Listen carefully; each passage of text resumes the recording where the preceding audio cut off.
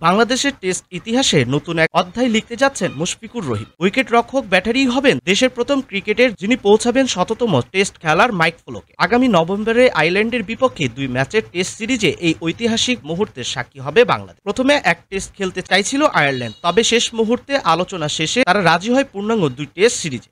Bangladesh cricket বোর্ডের BCB বরাদ দিয়ে বিষয়টি নিশ্চিত করেছেন ক্রিকবাজ। সূচি অনুযায়ী সিরিজ শুরু হবে ১০ থেকে ১৪ নভেম্বর সিলেট আন্তর্জাতিক স্টেডিয়ামে।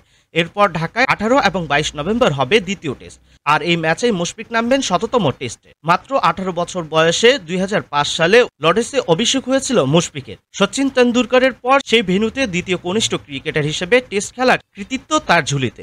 এখন পর্যন্ত ৯৮ টেস্টে ৬,০০০-এর বেশি রান করেছেন মুশফিক, যা বাংলাদেশের হয়ে সর্বোচ্চ। তার ব্যাট থেকে এসেছে ১২টি সেঞ্চুরি ও ৭২টি হাফ সেঞ্চুরি।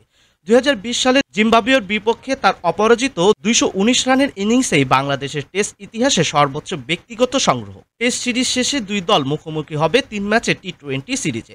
চট্টগ্রামে হবে প্রথম ২ ম্যাচ ২৭ ও ১৯ নভেম্বর, আর শেষ ম্যাচটি ঢাকায় ২ ডিসেম্বর।